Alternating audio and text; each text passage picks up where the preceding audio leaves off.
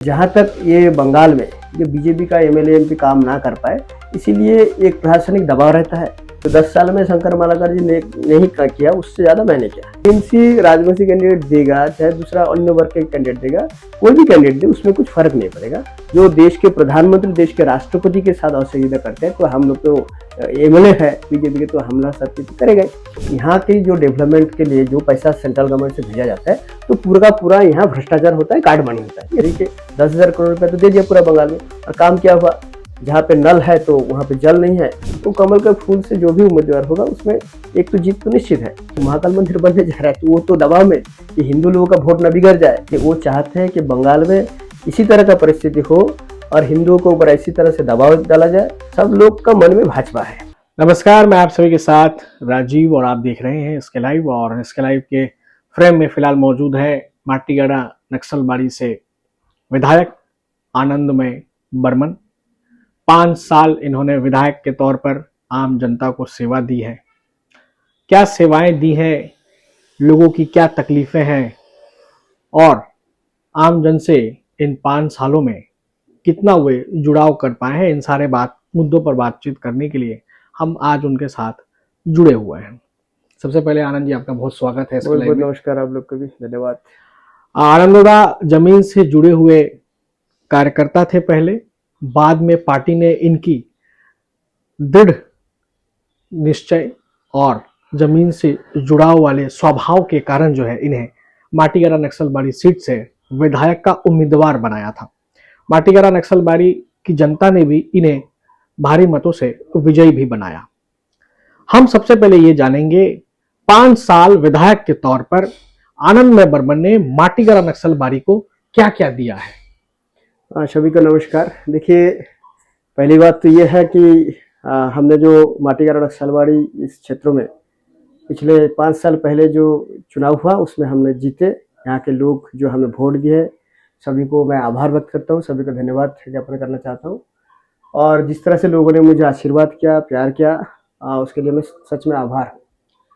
तो जिस तरह से ये बंगाल में खास करके जो बीजेपी के एमएलए है उनको काम करने नहीं देता है, ये तो एक पहली बात। लेकिन फिर भी उसके बावजूद भी लोगों को साथ जुड़ते हुए, लोगों को करीब आते हुए, लोगों के पास हमेशा खड़ा रहने का मैं कोशिश किया।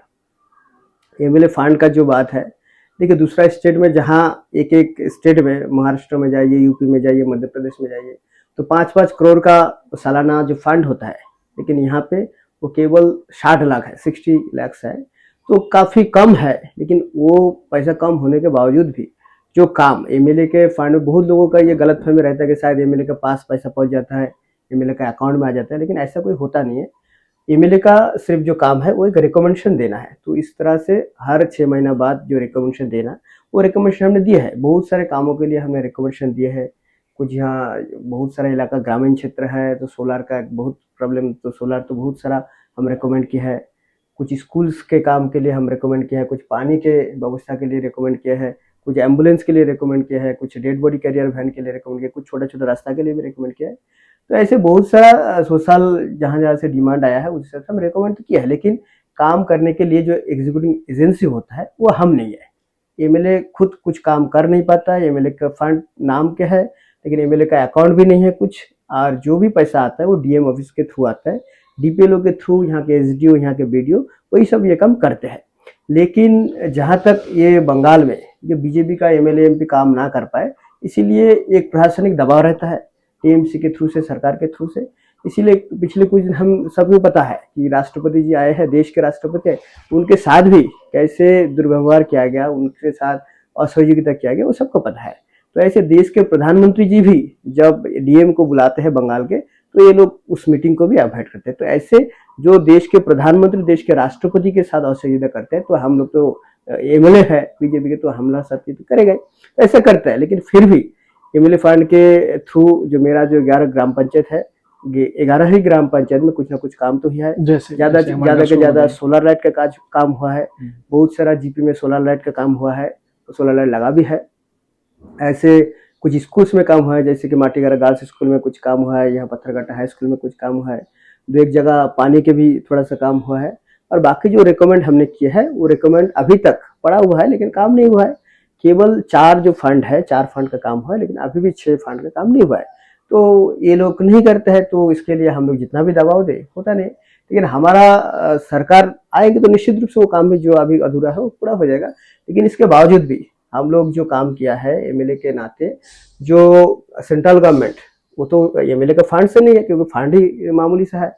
जैसे कि महोगा परिषद के फंड वो सालाना 300 करोड़ का फंड है, तो 300 करोड़ कहाँ है और 60 लाख कहाँ है, तो उसके 500 के एक भाग होता है। तो स्वाभाविक रूप से उतना काम करने का मौका हमें नहीं मिलता है।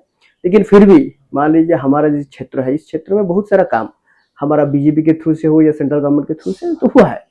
तो यहाँ जैसे एयरपोर्ट है, एयरपोर्ट में 3000 करोड़ का काम तो चल रहा है। यहाँ पे जो एशियन हर नक्शा एक नई उम्मीद जगाता है और हर ईंट और सरिया ये सब काम उस उम्मीद को हकीकत की ओर करीब लाता है। एक ऐसा एहसास जैसे कल ही सुकून और शान दोनों एक ही छत के नीचे मिलेंगे। ये बस एक बिल्डिंग नहीं बल्कि एक कहानी है। लोग भी दिल्ली गए थे तो बहुत सारा काम इस तरह से हम लोग किया है। जैसे कि रांगापानी फ्लाईओवर, उसका भी शिलान्यास हो गया है, उसमें भी 800 करोड़ लगा के वो काम होगा। तो ऐसा बहुत सारा काम है जो हम लोग कर रहे हैं, हमारा थ्रू हो रहा है। नॉर्थ बंगाल मेडिकल कॉलेज है, वहाँ पे 150 करोड़ रुपया दे के सेंट्रल गवर्नमेंट के फंड से सुपर स्पेशलिस्ट ब्लॉक भी किया है।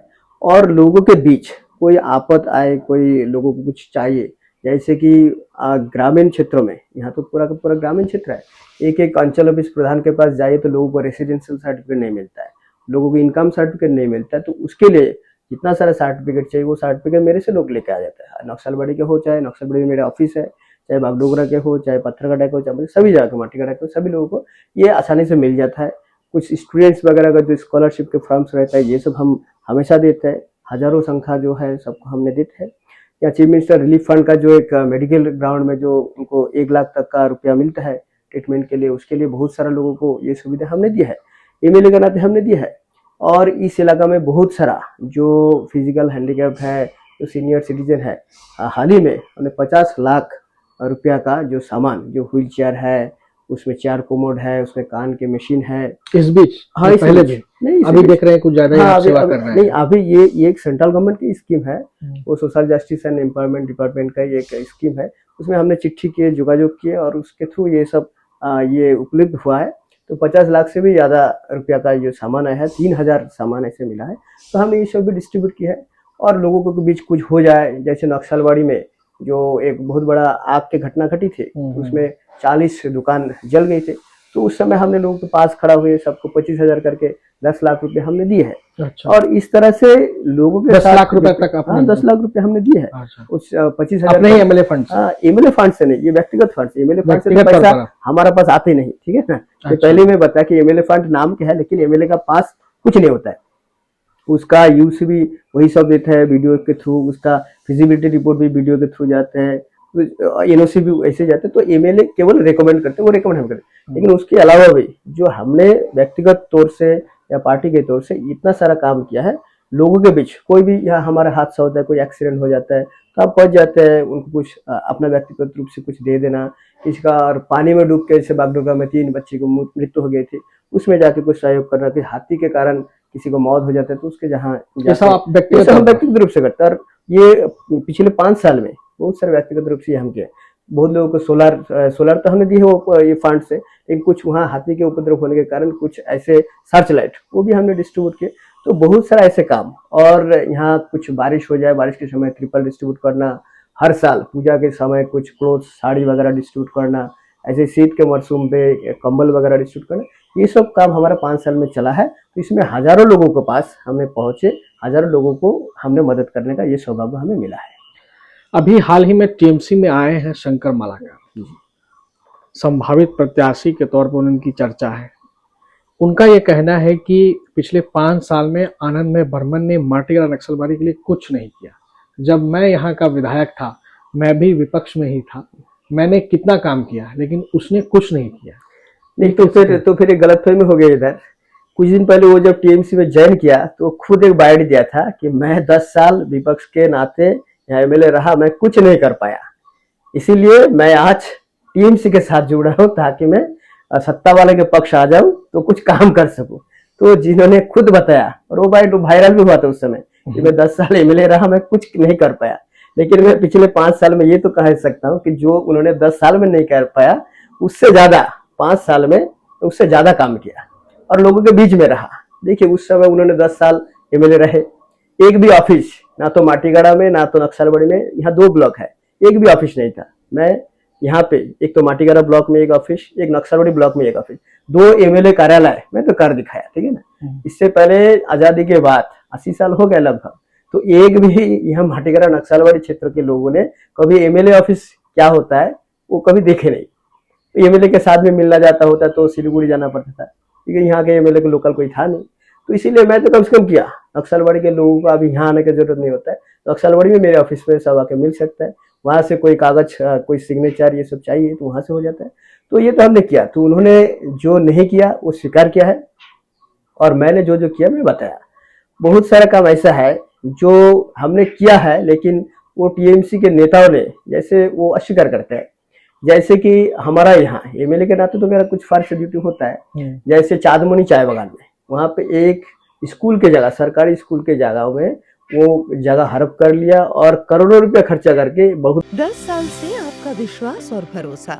हिमालयन आई इंस्टीट्यूट उत्तर बंगाल का सबसे पसंदीदा आई अस्पताल। बड़ा बिल्डिंग बना दिया। तो मैंने विधानसभा में उसके चर्चा किया, उसमें उस मुद्दा को उठाया। तो अभी उन लोगों ने जो टीएमसी के नेताओं ने वो पैसा खाके वो बिल्डिंग बनाने के लिए सब कुछ कर दिया था, तो वो बिल्डिंग को तोड़ना पड़ा। तो ये टीएमसी को बहुत बड़ा आघात तो चोट तो पहुंचा, उनका पैसा तो गया, ठीक है ना, क्योंकि बहुत सारा पैसा काटमनी तो वहां से उन लोग को मिल रहा था। और एक बालासन नदी में एक क्रशर, उसमें भी टीएमसी के बड़े बड़े नेता उनका मदद से बन रहा था, बन भी गया था। मैं विधानसभा में ये मुद्दा लाया तो वो क्रशर भी आज तक बंद है। ऐसे रांगापानी में एक हाई स्कूल, सरकारी हाई स्कूल है, रानीरंगा कालाराम हाई स्कूल में, तो वहां पे जो सरकारी हाई स्कूल में एक जियो का टावर बन रहा था और काफी जो स्टूडेंट्स हैं उनका नुकसान हो रहा था, टीचर का भी नुकसान सेहत के दृष्टि से। तो वहां भी मैं विधानसभा में ये मुद्दा उठाया, तो वो भी वो टावर तोड़ना पड़ा। उसमें भी टीएमसी के काफी लोग उसमें साजिश थे और उनका पैसा भी मिल रहा था, कार्ड मनी मिल रहा था। तो ये सब काम मैंने किया। ऐसे बालासन ब्रिज जब वहां धंस गया था उस समय टीएमसी के नेताओं ने उसको रोक के रखा था, ताकि काम पूरा कंप्लीट हो गया था कि वहां उनको नेता नहीं आ रहे बोल के 2-3 दिनों से वो बंद करके रखा था और लोगों का हैरानी हो रहा था। उसमें जाके मैंने उस समय जो यहाँ के डीएम थे उनसे बात करके वो जल्दी जल्दी खुलवाया। ये सब काम हमने किए। बहुत सारा काम सेंट्रल प्रोजेक्ट्स के में तो बहुत सारा काम है।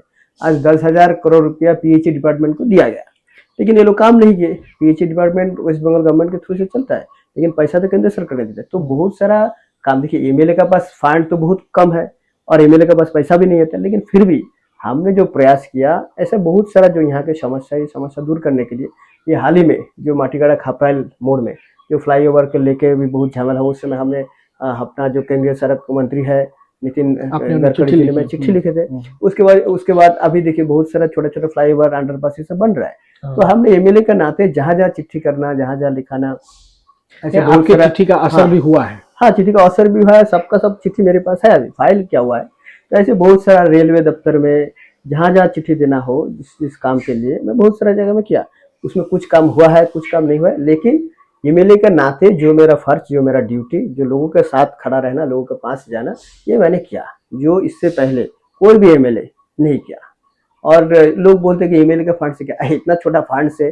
जब मैं पहले एमएलए बना था तो मैं वीडियो साहब से बात कर रहा था कि यह क्या काम। बोले देखिए एमएलए साहब, आपका जो मतलब 60 लाख का भी जो फंड होता है वो भी 30-30 लाख का बटा रहता है। तो 6 महीने में 30 लाख, तो 6 महीने में 30 लाख, तो 30 लाख रुपया में आप 11 ग्राम पंचायत है, 328 बूथ है, 1200 गांव है, तो उसमें क्या कर सकते हैं। तो बोला आप सोलर लाइट कुछ लगा दिए, तो उसके हिसाब से ज्यादा सोलर लाइट लगा दिए। लेकिन बहुत सारा फंड तो यूटिलाइज ही नहीं हुआ है अभी तक, वो लोग के चक्कर में वो अभी रुका हुआ है। लेकिन हमारा सरकार आने के बाद निश्चित रूप से काम होगा। और देखिए कंपैरिजन अगर किया जाए, काम करने का दायित्व किसका है? स्टेट गवर्नमेंट का है। तो स्टेट गवर्नमेंट की इतना सारा डिपार्टमेंट है। यहाँ जैसे सिलीगुड़ी महकुमा परिषद सालाना 300 करोड़ का बजट है। तो सिलीगुड़ी महकुमा परिषद जब से बोर्ड में आई है तब से कुछ की है, आपको नजर आ रहा है? देखिए वो 300 करोड़ का काम है, बजट है सालाना जो 300 करोड़ है, तो 5 साल में 1500 करोड़ मिलता है। 5 साल में 1500 करोड़ रुपया मतलब बहुत ह्यूज अमाउंट है। लेकिन उसके बावजूद भी बहुत सारा काम अभी तक हुआ नहीं। रोड का हालत कैसा है देखिए, ड्रेनेज सिस्टम नहीं है, बहुत सारा ब्रिज टूटा फूटा पड़ा हुआ है। तो इसके लिए भी ये काम जो इसको करना है वो लोग काम नहीं किए। और यहाँ के केवल यहाँ ये नहीं, एसजेडीए का अथॉरिटी भी है, यहाँ NBDD है, यहाँ के PWD है, सबके सब कहाँ है, किसके पास है? स्टेट गवर्नमेंट के पास है। यहाँ के पंचायत समिति किसके पास है? TMC के पास है। यहाँ के हर जो 11 ग्राम पंचायत है सब में प्रधान किसका? TMC का। तो जो काम करना, जो फंड आता है तो उसके पास आता है, और एग्जीक्यूटिव एजेंसी वही लोग होता है। आज प्रधान कुछ काम कर सकते हैं, पंचायत समिति के सभापति कुछ काम कर सकते हैं, महकुमा से सभापति तो खुद काम कर सकते हैं, तो वो लोग क्यों नहीं करते? क्यों नहीं करते? आपको क्या लगता है? देखिए, ये यहाँ के जो डेवलपमेंट के लिए जो पैसा सेंट्रल गवर्नमेंट से भेजा जाता है तो पूरा का पूरा यहाँ भ्रष्टाचार होता है, कार्ड मनी होता है, ये सबको पता है। देखिए, आज 100 दिन के काम रुका हुआ है, क्यों? इतना भ्रष्टाचार किया, इतना दुर्नीति किया, इसके लिए ये पैसा ही फंड बंद कर दिया। अब 100 दिन के काम का जगह सेंट्रल गवर्नमेंट 125 दिन के, और दूसरे हर राज्यों में काम हो रहा है, क्योंकि वहाँ घोटाला नहीं है।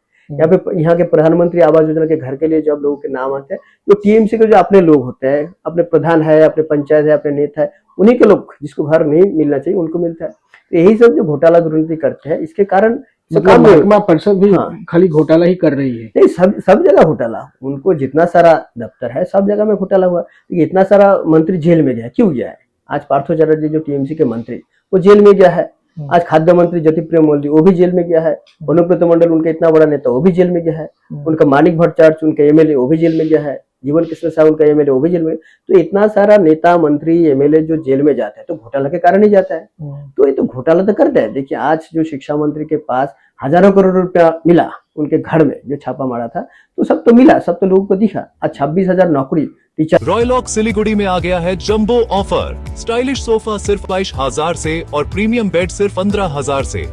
Recliner, dining, home decor, office और आउटडोर फर्नीचर पर 70% तक की छूट। वो तो गया इस बंगाल में, ये तो पूरा देश भर में ऐसा रिकॉर्ड कभी नहीं है। तो इसमें जो घोटाला भ्रष्टाचार किया है, आज कोयला घोटाला देखिए, सब जगह जमीन के घोटाला, बाली के घोटाला, सब जगह में ये लोग घोटाला किया है, टेट केलेंकारी किया है। और हर जगह ये नौकरी का जितना सारा स्कोप रहता है, यहाँ पे नौकरी यहाँ बेचने का कोशिश ये सब ये लोग किया। तो हर जगह ये सब घोटाला का करने कारण, और सेंट्रल गवर्नमेंट के पैसा का, आज जैसे PH का दफ्तर देखिए 10,000 करोड़ रुपया तो दे दिया पूरा बंगाल में, और काम क्या हुआ? जहाँ पे नल है तो वहाँ पे जल नहीं है, कोई जगह में नल भी नहीं लगा है। तो ऐसे तो किया है लोग, लेकिन और सेंट्रल गवर्नमेंट अपने हिसाब से जो काम डायरेक्ट इम्प्लीमेंट कर सके, जैसे बड़े बड़े सड़क ये सब कर रहा है। अब देखिए, NJP रेलवे स्टेशन 350 करोड़ से चल रहा है, अभी बागडोगरा एयरपोर्ट 3,000 करोड़ से चल रहा है, जो बड़ा बड़ा एशियन हाईवे 2 का रास्ता ये सब चल रहा है, हजारों करोड़ रुपए लेके बन रहा है। अभी महानंदा ब्रिज में 2-3 लेन का 6 लेन का ब्रिज बन रहा है, बालासन नदी में 3-3 का 6 लेन का ब्रिज बन रहा है। तो ये सब काम तो हो रहा है। इतना बड़ा बड़ा फ्लाईओवर पहले था, कभी नहीं था, तो देखा भी नहीं, सोचा भी नहीं इधर ऐसा होगा, लेकिन ये लोग नहीं कर पाता है। देखिए, आज सिलीगुड़ी सिटी सेंटर नाम है उसका, लेकिन अभी भी उसको मतलब कॉर्पोरेशन में घुसाया नहीं गया, क्योंकि वो लोग का सोच ही नहीं है कि डेवलपमेंट होना चाहिए। आज भी वो पंचायत है। अच्छा, नॉर्थ बंगाल यूनिवर्सिटी आज भी वो पंचायत है, नॉर्थ बंगाल मेडिकल कॉलेज आज भी पंचायत है। तो ये लोग का जो उन्नयन डेवलपमेंट का जो सोच है, वो सोच ही नहीं है। लेकिन मैंने ये सब चिट्ठी दिया है कि ये सिटी सेंटर को, ये माटीगाड़ा को, बागडोगरा को, शिव मंदिर को, इसको कॉर्पोरेशन या म्यूनिसिपलिटी किया जाए। विधानसभा में चिट्ठी दिखे, मंत्री से बात किए, विधानसभा में ये मुद्दा उठाए। तो मेरे तरफ से जो करना था, लेकिन उन लोग की सुनवाई कुछ किया नहीं। डेवलपमेंट करने के लिए जो सोच होना चाहिए, जो दूरदृष्टि होना चाहिए, मतलब स्टेट गवर्नमेंट, आपको भी ये लगता है कि स्टेट गवर्नमेंट उत्तर बंगाल माटीगाड़ा नक्सलबाड़ी, ये फांसी देवा, सिलीगुड़ी को कुछ सोचा ही नहीं। वो वंचित, देखिए पूरा उत्तर बंगाल को वंचित रखने का जो भरपूर प्रयास वो करते हैं, और किया भी नहीं। तो आज मान लीजिए जो सिटी सेंटर है, इतना बड़ा मॉल है वहाँ, इतना उत्तरायण का टाउनशिप बन गया है, लेकिन सीएम तो कहते हैं कि हम भर भर के विकास किए। अरे कहाँ किया है? वो लोग तो कहते हैं तो विकास तो किया, तो कहाँ किया? महाकाल मंदिर बनने जा रहा है। अरे महाकाल मंदिर बनने जा रहा है, तो वो तो दबाव में कि हिंदू लोगों का वोट न बिगड़ जाए, हिंदू लोग मेरे से दूर हो रहा है, इसके दबाव में वो किया ना। अभी वो कमेटी पर कहेंगे कि हम नहीं रोकेंगे, तो वो जो महाकाल मंदिर क्या है, वो पत्थरघाटा जीपी पड़ता है। आज पत्थरघाटा जीपी में जाइए, इधर 2 ब्रिज टूटा हुआ है, क्यों नहीं बनाता है? रास्ता पत्थरघाटा से, माटीगाड़ा से पत्थरघाट का रास्ता देखिए, सालबाड़ी से पत्थरघाट का रास्ता देखिए, यहाँ पुटिनबाड़ी का ब्रिज, वहाँ फुलबाड़ी का ब्रिज 2 धंसा हुआ है। तो जो उन्नयन जो करना चाहिए, तो मंदिर तो बाद में, पहले तो डेवलपमेंट होना चाहिए। लोगों का जो दिन में जो चाहिए, हर रोज का जो काम में जो आना चाहिए, वो होना चाहिए, पहले कर नहीं पाया। अनुराधा, अभी कल परसों जो स्टेटमेंट मुख्यमंत्री ने दिया कि हम अगर नहीं रोके तो एक कम्युनिटी को 1 मिनट में, ये अपीसमेंट के पॉलिटिक्स जो करते हैं। देखिए, वो चाहते हैं कि बंगाल में इसी तरह का परिस्थिति हो और हिंदुओं को ऊपर इसी तरह से दबाव डाला जाए और वो एक पक्ष को लेके सत्ता में आए, लेकिन ऐसा नहीं होगा।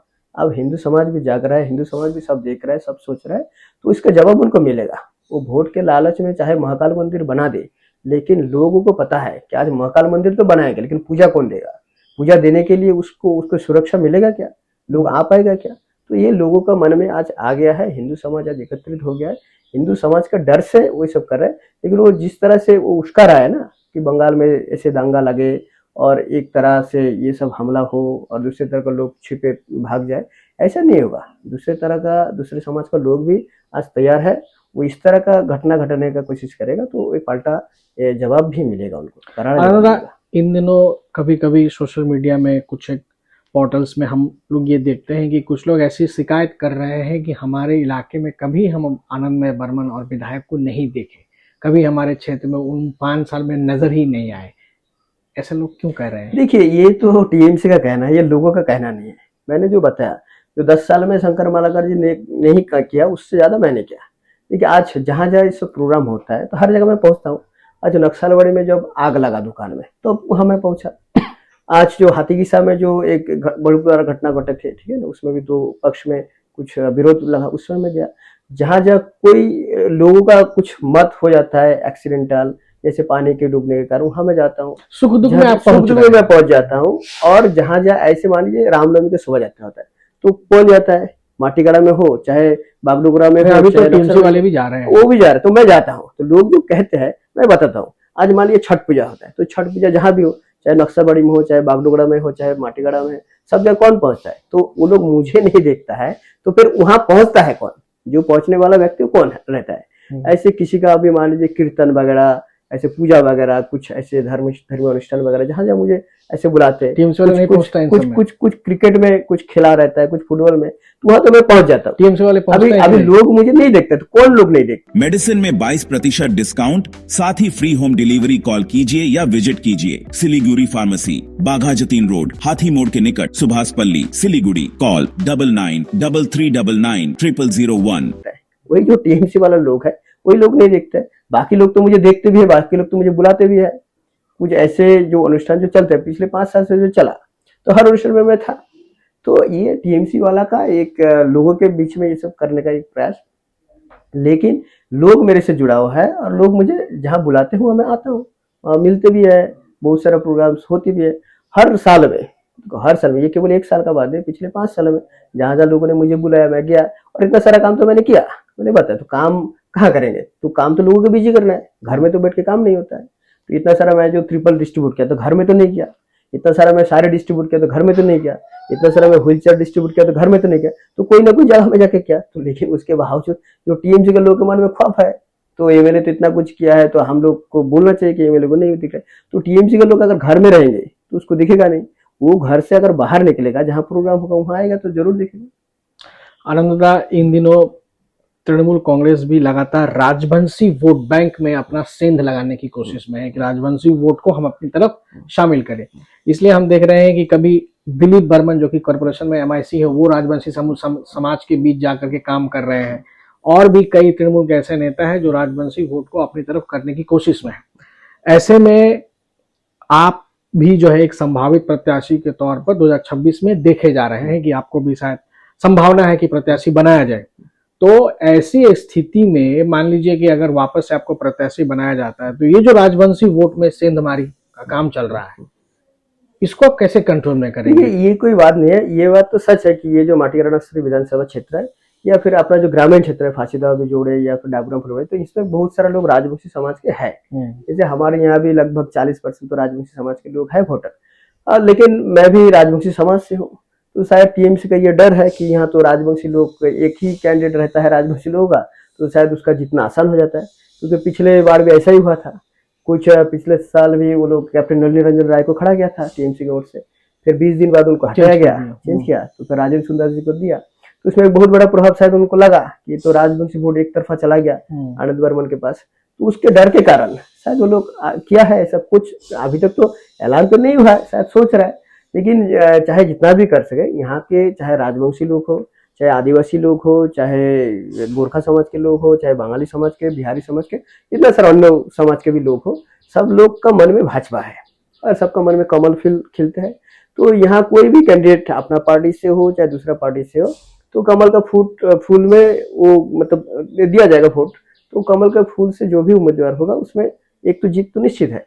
और यहाँ खास करके चाहते राजवंशी समाज के लोग बेसिए तो अपना पार्टी का भी निर्णय रहता है, सोचते हैं, देखते हैं ये किस समुदाय के वोट ज्यादा रहता है, किस संभावना जिसके ज्यादा रहता है, तो इस सबसे पार्टी के जो उच्च स्तरीय नेतृत्व है उन्होंने निर्णय लेते हैं। तो उन्होंने जिस तरह से निर्णय लिया है आने वाला दिन में भी जो लेगा तो सोच समझ कर लेगा। लेकिन टीएमसी राजवंशी कैंडिडेट देगा चाहे दूसरा अन्य वर्ग के कैंडिडेट देगा, कोई भी कैंडिडेट दे उसमें कुछ फर्क नहीं पड़ेगा। टीएमसी को कैंडिडेट को हारना तय है, ये एकदम निश्चित है। टीएमसी को माटीगाड़ा नक्सलबाड़ी वोट नहीं देगी क्योंकि ये लास्ट जो चल रहा है 15 साल में जो टीएमसी के ऊपर जो लोगों का मन में जो क्षोभ है निश्चित रूप से अभी भी बरकरार है और खूब ज्यादा भी बढ़ा है। अभी कुछ दिन पहले नक्सलबाड़ी में जिस तरह के टीएमसी के नेता ने, युवा नेता ने एक दुकान में जाकर रात में जो तोड़फोड़ किया, हमला किया, तो ये लोगों को मन में है। अभी बहुत सारा नेता टीएमसी के जमीन माफिया और बहुत सारा ऐसे भ्रष्टाचार में संलिप्त है, तो लोग निश्चित रूप से सबको जानते हैं, सब कुछ देखते हैं। तो आने वाला दिन में भी जिस तरह पिछले विधानसभा चुनाव हो, पिछले लोकसभा चुनाव हो और ये विधानसभा चुनाव में भी लोग टीएमसी के विपक्ष में वोट देंगे, क्योंकि इस बार बंगाल से टीएमसी को सरकार को विसर्जन देना है। तो ये विसर्जन देने के लिए यहाँ भी विसर्जन तो होना ही तय है। तो ये उत्तर बंगाल और ये माटीगाड़ा नक्सलबाड़ी दोनों जगह से और पूरा बंगाल से इस बार टीएमसी का विसर्जन देना तय है और लोग बीजेपी को वोट देगा। बीजेपी का सत्ता बनाने के लिए लोग भी तैयार है। क्या लगता है सत्ता परिवर्तन होगा? निश्चित रूप से होगा। 2021 में भी तो यही कह रहे थे आप लोग। देखिए 2021 का सिचुएशन और 2026 के सिचुएशन में बहुत सारा फर्क है।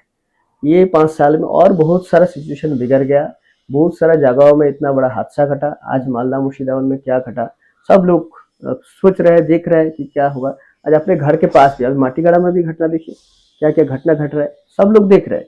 आज मान लीजिए अपना हिंदू धर्म के लोग शिव मंदिर बनाए या नहीं बनाए, उसका बाउंड्री बनाए ना बनाए, उसमें दूसरा समुदाय के लोग आके यहाँ दखलदारी करते हैं और इसमें प्रशासन चुपचाप रहते हैं। ऐसे हमारा लोगों के घर में जाके वो आके पीटते हैं, लड़कियों के साथ, महिलाओं के साथ छेड़खानी करते हैं, ये सब लोग देखते हैं। आज पूरा बंगाल कोई हिंदू समाज के लोग सेफ नहीं है, तो हिंदू समाज के लोग आज एकत्रित हो रहे हैं। तो ये सत्ता अंतिम तौर पर मेरा सवाल यही रहेगा कि आपको पार्टी क्या दोबारा चुनावी मैदान में उतार रही है? क्योंकि आपके और कई साथी भी जो है विधायक बनने के इच्छुक हैं, तो आपको क्या लगता है? देखिए ये तो हम तो नहीं बता सकेंगे, क्योंकि हमारा पार्टी जो है या हम सब पार्टी के कर्मी रहते हैं। तो एक निष्कर्मी होने के कारण पार्टी के जो अपना उच्च नेतृत्व जो सिद्धांत लेते हैं वो सिद्धांत मानते ही हुए यहाँ से जो भी कैंडिडेट होगा उनको जिताने का काम हम करेंगे। हमारा पार्टी में कोई ऐसे स्वाघोषित कैंडिडेट नहीं होता जैसे टीएमसी में अभी चल रहा है। वो अभी कोई ना कोई दिलीप बोल रहा है मैं ही कैंडिडेट होगा, शंकर मालाकर जी बोल रहे नहीं मैं ही कैंडिडेट तय हो गया। ये अपना पार्टी में नहीं चलता है। अपना पार्टी में जब अनाउंसमेंट होगा, वो भी ऑफिशियल अनाउंसमेंट होगा, उसके बाद ही हम कह सकते हैं कौन कैंडिडेट हुआ। लेकिन जो भी कैंडिडेट हो उनको जिताने के लिए हम 100% प्रयास करेंगे। हमारा उच्च नेतृत्व तो बहुत जल्दी तय भी करेंगे। तो निश्चित रूप से जब तय होगा तो हमारा पार्टी के सभी कर्मी उनको जिताने के लिए जुटे रहेंगे और आखिरी दम तक लड़ेंगे और यहाँ से जिताएंगे और बंगाल में सत्ता परिवर्तन करके तृणमूल कांग्रेस को विसर्जन देंगे। बहुत बहुत धन्यवाद इतनी बेबाकी से हमसे बातचीत करने के लिए। हर मुद्दे पर आनंदमय बर्मन से हमने बात की है कि उनके खिलाफ जो आम जनता में जो रोष है, उनका कहना है कि वो रोष आम जनता में नहीं टीएमसी द्वारा फैलाया गया रोष है। तो कितनी काम उन्होंने किए हैं, क्या क्या काम उन्होंने किए हैं, इन सारे मुद्दों पर हमने उनसे बातचीत की है। उन्होंने अपने जवाब दिए हैं आप सभी हमारे दर्शकों को। आप इनके जवाब से कितना संतुष्ट हैं ये कमेंट में जरूर बताएं। इसी तरह की मुलाकातों के लिए आप बने रहिए एसके लाइव के साथ। धन्यवाद। Is your old furniture holding your home back? Don't just discard it, upgrade it with the Durian Exchange offer. Bring us furniture from any brand and make. Get an instant valuation and save up to 50% on our entire range. 5-year warranty, 65+ stores, seamless service. Visit Durian today and exchange for the best. I like the showroom because it's quite huge and you get a proper feel of the thing that you are seeing. 10 साल से आपका विश्वास और भरोसा। Himalayan आई institute उत्तर बंगाल का सबसे पसंदीदा आई अस्पताल। Damro's clearance sale is here with 50% off on selected products. Don't miss out. Visit your nearest Damro showroom now. Damro, internationally trusted furniture. Punjab state dear Holi bumper. पहलो पुरस्कार 3 करोड़ गारंटीड, दूसरो पुरस्कार 50 लाख, तीसरो पुरस्कार 25 लाख, टिकट 500 रुपया। Draw 14 March. पहलो पुरस्कार केवल बिक्री भाई का टिकट बांटा। Punjab state dear Holi bumper के तपाए हुनुन से यशपाली को करोड़पति। रॉयलॉक सिलीगुड़ी में आ गया है जंबो ऑफर। स्टाइलिश सोफा सिर्फ 22,000 से और प्रीमियम बेड सिर्फ 15,000 से। Recliner, dining, home decor, office और आउटडोर फर्नीचर पर 70% तक की छूट। आज ही आई सालूगाड़ा के पास, सेवोक रोड, सिलीगुड़ी। कॉल करें 7076969111। मेडिसिन में 22% डिस्काउंट, साथ ही फ्री होम डिलीवरी। कॉल कीजिए या विजिट कीजिए सिलीगुड़ी फार्मेसी। 99% मेडिसिन हमेशा उपलब्ध, यही है हमारी स्पेशलिटी। विश्वास नहीं होता? अजमा लीजिए। आज ही कॉल कीजिए या विजिट कीजिए सिलीगुड़ी फार्मेसी, बाघा जतीन रोड, हाथी मोड़ के निकट, Subhashpalli, Siliguri. Call 9933990001। Consultation available with doctors. Interiors prefixed cost per, सारे ब्रांडेड प्रोडक्ट्स के साथ आपकी शांति के लिए। End to end hassle free interiors, design से डिलीवरी तक। Selection furniture and interior, Sevoke road, Siliguri. For inquiry call 7699736111।